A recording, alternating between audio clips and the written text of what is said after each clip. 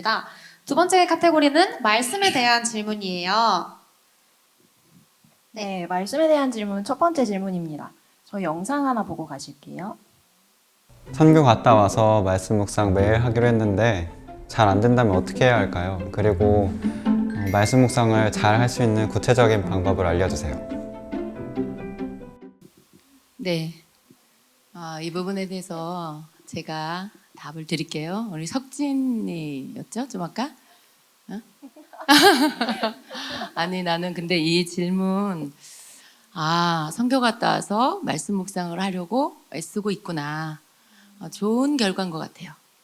물론 이게 말씀 묵상이 금방 습관되지 않아요. 노력이 필요해요. 근데 이제 그렇게 하려고 하는 그런 마음이 보여서 너무 좋았어요. 기특하다. 좋은 열매다 하는 그런 생각이 들었고 그래서 이 질문을 선택했어요. 근데 이제 말씀 묵상을 매일 하기로 했는데 안 된다. 그게 정상이에요. 말씀 묵상이 그렇게 생각처럼 쉽지 않아요. 기도도 쉽지 않은 것처럼 모든 이 영적인 훈련에는요 나의 의지가 필요해요. 내 의지와 그리고 성령님의 도우심 이 두 가지가 다 있어야 합니다. 그래서 여러분 영적인 일 말고 그냥 일반적인 여러분의 뭐 학교 생활이라든가 직장 생활이라든가 여러분이 뭔가를 해야 할 때 하기 싫을 때 있잖아요. 여러분 학교 갈 때 학교 다닐 때 학교 가는 거 좋았어요? 안 가는 게 너무 좋았죠. 예. 안 가는 거 좋은데 가야 돼. 그런 것처럼 말씀 묵상도 안 하면 너무 편한데 해야 돼. 예. 그 어떤 중요도가 그 정도라는 거예요. 해도 되고 안 해도 되는 게 아니라 말씀 묵상은 여러분 제가 권면합니다. 꼭 하십시오. 예. 그리고 이건 훈련이 필요하고 여러분이 여러분 스스로와의 약속, 하나님과의 약속, 이 약속을 지키기 위한 노력이 필요해요. 그래서 여러분이 먼저는 마음의 결단을 해야 되고요. 그리고 성령님께 도와달라고 기도하셔야 돼요. 매일 하기로 작정을 하고요. 여러분이 처음에 할 때는 좀 정해 놓는 게 좋아요. 내가 아침에 할 거냐, 아니면 뭐 낮 시간에 할 거냐, 아니면 밤에 할 거냐. 여러분이 가장 집중하기 좋은 시간을 정하세요. 그런데 좋은 시간은 하루를 시작하기 전에 하는 게 제일 좋아요.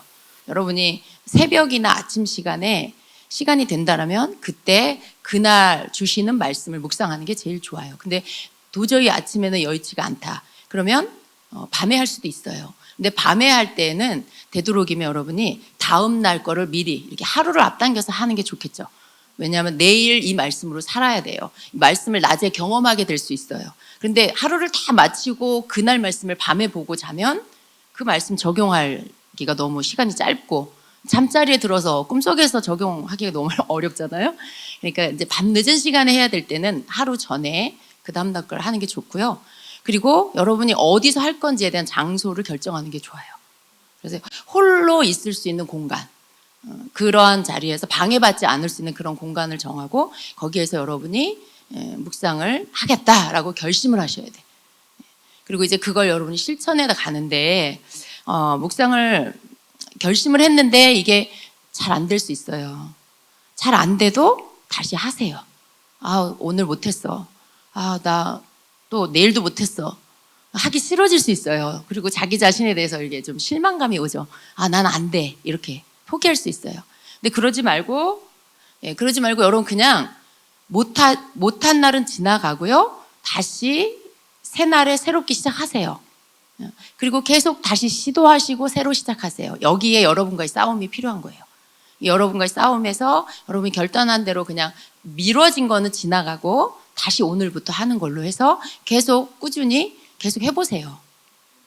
그리고 또 계속해서 할 수 있는 좋은 방법은 여러분이 일주일에 한 번 우리 청년부 안에서 묵상을 하기로 결정하는 어떤 모임, 큐티 모임반 이런 걸 만드세요. 작년부에는 그 반이 있어요. 수요일 날 낮 시간과 오후 시간에 큐티 모임방이 있어요. 그래서 거기서 저까지 해서 7명이 모여서 이제 그날 큐티를 합니다. 기도하고 찬양 한 곡 부르고 기도하고 성령님께 지혜를 달라고 깨닫게 달라고 기도하고 그리고 이제 한 20-30분 정도 묵상하는 시간을 가져요. 본문을 가지고.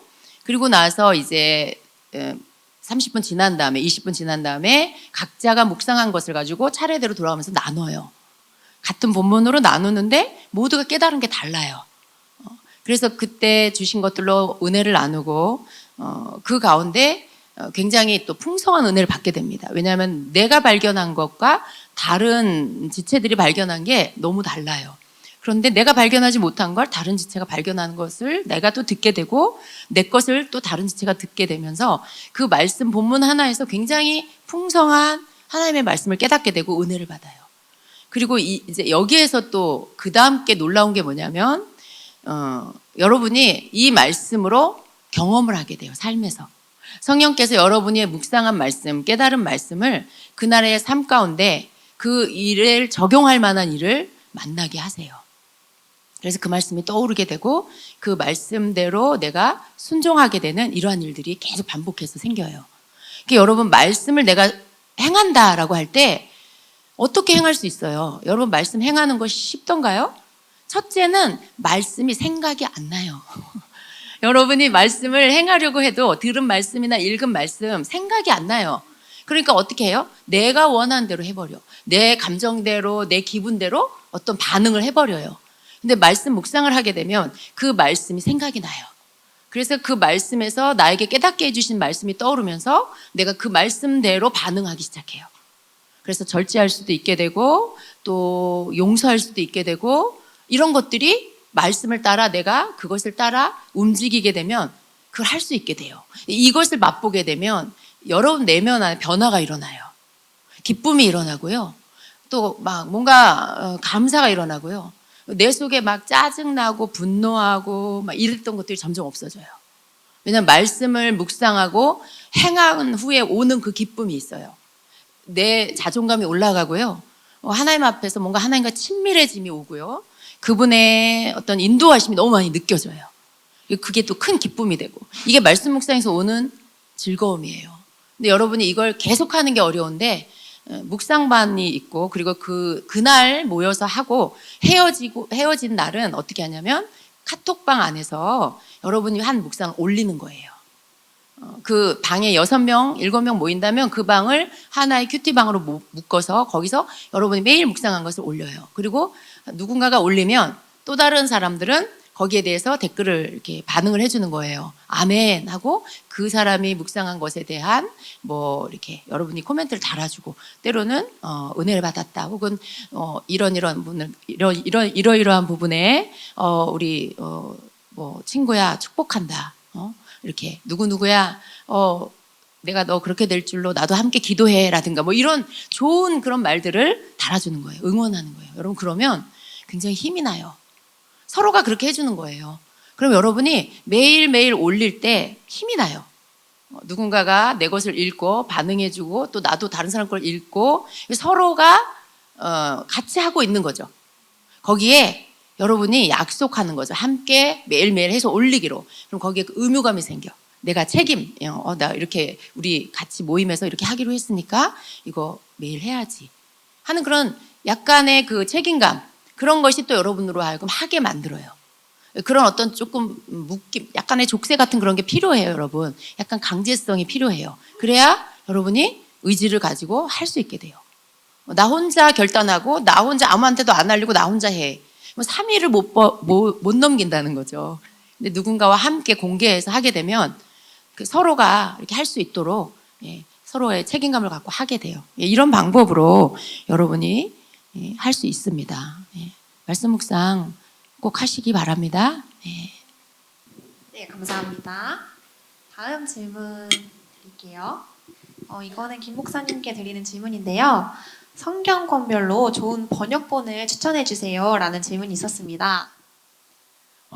이 질문을 받고 대답이 좀 난감해요. 왜냐면 성경이 66권인데 번역본은 엄청 많은데 이거를 성경마다 이렇게 구분해서 설명할 수는 없고 대신 그래서 여러분이 접할 수 있는 앞으로 접할 수 있을 수 있는 그 성경 번역본에 대해서 좀 설명을 해주면은 그걸 가지고 여러분이 택할 수가 있을 것 같아요. 그래서 제가 실은 뭐 딴 질문들은 어려운 게 아닌데 이거는 좀 자료가 필요해서 제가 좀 어제 좀 준비를 했어요. 그래서 여러분 제가 PPT 하나 딱 띄워놨는데 한번 그거 보시면은 여러분이 알고 있는 성경 번역본들이 나올 겁니다. 오늘은 그냥 심플하게 이야기만 할게요. 여기 그림에 쭉 보면은 일종의 그 계보입니다. 성경 번역이 어떻게 나왔는가를 이렇게 계려하는 건데, 우리나라 이제 성경 번역은 1882년에 누가복음이 처음으로 번역되면서부터 한글 성경 번역이 시작됐습니다. 이거는 이제 개신교를 중심으로 하는 거예요. 그 이전에 카톨릭에서는, 천주교에서는 이미 성경이 있었는데 우리나라 개신교를 기준으로 이렇게 하는 겁니다. 그래서 처음으로 존 루스 선교사님에 의해서 이제 누가복음이 번역됐고, 87년에는 1887년에는 신약 전체가, 그리고 1911년에는 구약 전체가 번역돼서 비로소 1911년에 성경전서라는 이름으로, 보는 성경전서 이렇게 나와 있어요. 이렇게 옛날 한글 맞춤법으로 처음으로 최초의 개신교 성경입니다. 이때부터 이제 성경이 계속 나오기 시작한 거예요. 맨 뿌리에 있는 게 그겁니다. 그리고 1938년에 이 성경전서 일부를 개정한 걸 개역 성경이라고 부릅니다. 근데 여기까지는 뭐가 문제냐면은 영어 성경을 번역한 거예요. 그러니까 원래 성경은 히브리어하고 헬라어로 기록되는데 이거하고 상관없이 영어 성경을 가지고 번역한 것이 개역 성경까지 그 스토리입니다. 그리고 나서 1952년에 이 개역 성경을 새로운 한글 맞춤법에 맞춰가지고 점점 그 말이 바뀌잖아요. 지금도 말이 많이 바뀌잖아요. 거기에 맞춰가지고 손질한 것이 개역 한글이에요. 이때부터는 원전에 대한 내용을 조금씩 이렇게 보충해가지고 설명합니다. 그렇다고 해서 완전히 그 원어 성경을 반영한 건 아니에요. 일부를 반영하기 시작했습니다. 이 개역 한글이 52년에 발간된 게 지금도 사용합니다. 어떤 교회는 개역 개정 안 쓰고 지금도 이 성경을 써요. 그리고 우리나라에서 제일 오래 쓰는 성경이 개역 한글이라는 것을 알 수가 있습니다. 여기 단어들이 하나님이 우리는 말씀하시되, 근데 거기서는 하나님이 가라사대. 제가 고등학교 때 교회 나가기 시작했는데 1년 안에 제 언어가 싹 바뀌어가지고요. 학교에서 이제 교회 다니고 나서부터 무슨 말을 하면은 가라사대가 막 나오고 막 발표할 때 그렇게 되더라고요. 지금은 이제 새로운 성경에는 가라사대가 없는데 개역 한글까지는 이제 가라사대가 나옵니다. 그리고 나서 1998년에 이 개역 한글을 개정해서 출판한 게 지금 여러분이 쓰고 있는 개역 개정입니다. 그래서 개역 개정은 개역 한글의 전통성을 그대로 가져와서 뭐 지명이나 인명이나 외래 음역을 그대로 사용합니다. 단 현대인이 알아듣기 쉬운 말로 문법을 좀 바꿔서 변경을 했습니다. 그리고 또 원전을 또 여기서도 더 많이 사용하고요. 오늘날 개신교인의 한 거의 80~90%가 이 개역 개정을 사용합니다. 여러분이 많이 사용하는 거예요. 그리고 나서 그 중간에 개역 개정이 나오기 전에 공동 번역이 등장하는데 1977년이고, 이 공동 번역은 로마 카톨릭과 천주교랑 같이 이렇게 번역을 한 거고요. 저는 요 공동 성격에 관심 가지는 것 이유 중에 하나가, 어떨 때는 굉장히 리얼한 표현이 많아요, 공동 번역이. 그래서 여러분 말라기 같은 데 보면은 아주 리얼한 표현들이 많이 나와요. 그래서 좀 이렇게 그 리얼한 그 하나님의 감정을 좀 이렇게 느끼고 싶다면은 공동 번역 읽고요. 또 뒤에 외경이 나오는데 외경은 우리는 안 쓰잖아요. 근데 거기도 필요할 때, 참조할 때 이 공동 번역이 필요하고요. 그리고 86년에 나온 게 현대인의 성경, 91년에 현대어 성경. 비슷한 것 같지만 약간 다릅니다. 현대인의 성경은 원전으로 번역한 게 아니라 미국의 리빙 바이블이라는 성경을 번역한 거예요. 그러니까 영어 성경, 아까 맨 처음에 우리 최초의 성경이 영어 성경을 번역했다고 했죠. 이것도 현대인의 성경도 리빙 바이블이라는 성경을 번역한 성경이고요. 현대어 성경은 이 현대인의 성경에다가 이렇게 원전 해석을 섞은 거예요. 그러니까 원어를 좀 더 섞은 겁니다. 그래서 현대인의 성경보다 현대어 성경이 조금 더 이렇게 히브리어나 헬라어의 뜻을 더 반영하고 있다라는 것을 아시기 바랍니다. 그리고 이제 표준 세번역이 있습니다. 표준 세번역이 1993년에 처음 나왔는데 이 표준 세번역부터는 본격적으로 여기 원어 성경을 바탕으로 한 거예요. 영어 성경을 번역한 게 아니라 아예 처음부터 성경 번역할 때 히브리어하고 헬라어 성경으로 번역한 게 표준 세번역이에요. 표준 세번역은 맨 처음에 나올 때 말이 많았어요. 여러 가지 뭐 신학적으로도 문제가 있다, 뭐 등등 해가지고 교회에서 웬만큼 안 받아줬는데 2004년에 이르러서 이제 표준 세번역을 문제점들을 보완해서 새롭게 펴낸 게 세번역. 지금 여러분이 보는 것이 세번역서입니다. 제가 많이 보는 성경 중에 하나가 세번역입니다. 이 세번역을 보면은 정말 이렇게 그 히브리어하고 헬라어의 그것을 그대로 번역한 거기 때문에 그 원래 그 성경의 그 뜻들이 많이 여기에 반영이 되어 있어요. 그래서 아까 이제 추천하라고 했잖아요.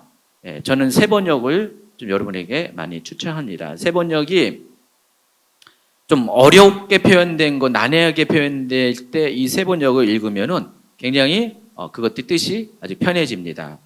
잘 이해가 될 수 있어요. 어떨 때는 이렇게 쉬운 거를 왜 이렇게 어렵게 표현했지, 애매하게 표현했지, 개역개정에서 그런 느낌이 들 때가 적잖이 있거든요. 그래서 여러분 세번역을 하면은 좀 성경에 대한 이해가 편하고요. 그리고 더 좋은 게 쉬운 성경이에요. 쉬운 성경이 2001년에 나왔는데 이것도 마찬가지로 원전을 기초로 번역한 성경이에요. 히브리어, 헬라어. 세번역도 그렇고 이 쉬운 성경도. 근데 세번역은 쉬운 성경은 좀 더 쉬운 언어로 표현했습니다. 어린이조차 읽기 편할 정도.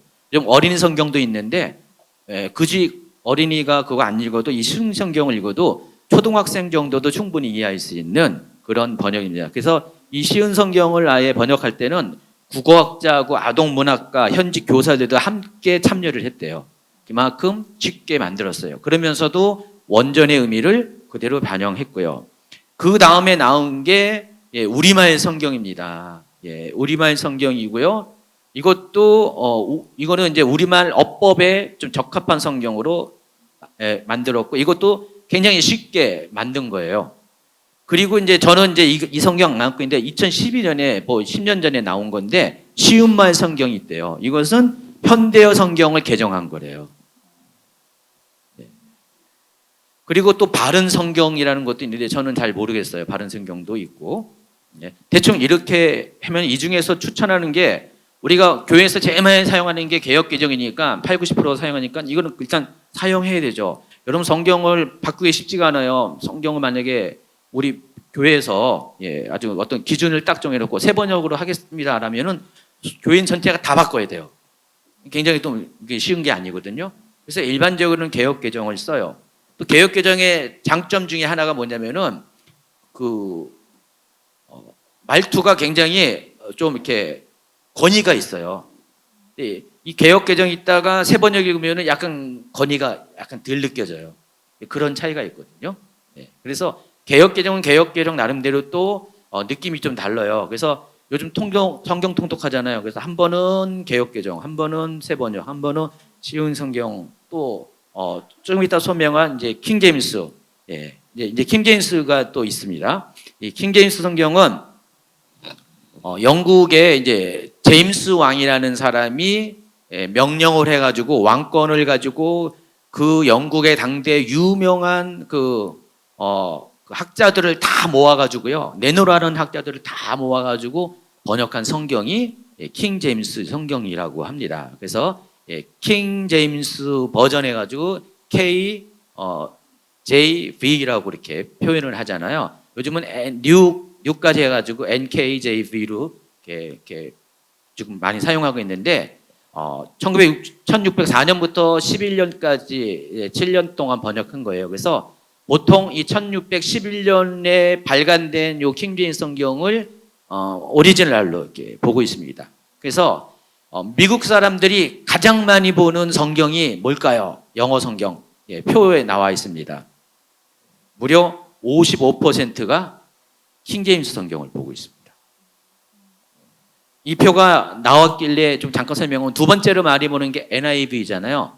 NIV는 New International Version이라는 거의 약자예요. NIV는 보통 의역을 많이 했다라고 표현을 해요. 의역을 많이 표현했는데 실은 이게 우리나라의 개역 개정과 비슷한 용도로 많이 사용하고 있고요. 또 여기 이게 세 번째로 많이 쓰인 게 New RSV라고 써 있죠. New RSV. 요게 보통 직역을 많이 했다라고 표현을 해요. 근데 의외로 요거는 좀 약간 진보적인 그런 교파에서 많이 사용을 한다고 그럽니다. 그리고 또 NAB 이게 새 그 미국 표준 성경이라고 있고요. 저는 그 잘 안 보는데 그리고 아까 말한 리빙 바이블 아까 얘기했죠. 이것도 쉬운 우리 말로 하면 쉬운 성경이에요. 리빙 바이블. 그리고 굉장히 또 많이 있어요. 미국은 영어는 번역본이 우리나라보다 훨씬 더 많이 있어요. 우리나라는 지금 보니까 한 서너 개 정도 되는 것 같은데 미국은 더 엄청 많이 있습니다. 그래서 이 킹제임스 성경을 가지고 우리나라에서 두 군데서 번역을 했어요. 맨 처음에 나온 게 그 한글 킹제임스 성경입니다. 이 한글 킹제임스 성경은 말이 많아요. 왜냐면 말씀 보존학회라는 데서 처음으로 발간을 한 건데 이 말씀 보존학회가 이거 외에는 다른 성경은 다 잘못됐다. 그렇게 나왔어. 이렇게 해가지고 이것 때문에 아주 그냥 논란이 많았었어요. 그래가지고 말씀 보존학회에서 한글 킹제임스 성경만이 진짜 성경이다. 다른 건 다 변개됐다. 사탄이 변개시켰다. 뭐 이런 식으로 한참 말이 많았습니다. 그 다음에 이제 2000년에 바로 흠정력이 나옵니다. 치 목사님이 많이 참고하는 그 킹제임스 버전이 흠정력이에요. 정동수 목사님이란 분 여러분도 이렇게 아실 텐데 정동수 목사님 팀이 이 킹제임스 흠정력을 2000년에 출판했습니다. 흠정력이라는 것은 왕이 제정했다라는 그런 뜻이에요. 요즘 새 번역을 한다고요? 그때 다르죠. 최근에 몇 년, 한 10년 안쪽에 또 여러분 들어봤어요. 메시지 성경이라고 들어봤죠? 요즘 피터슨이라는 분이. 저는 이거 비춥니다. 이게 굉장히 또 쉽게 좀 뭐랄까 스토리 위주로 이렇게 성경을 이렇게 새롭게 번역했는데 실은 알고 보면 여기에는 굉장히 뉴에이지적인 그런 번역들이 그 사상이 담긴 번역이 많이 있어서 여러분 절대로 안 읽는 게 좋아요. 메시지 성경은요.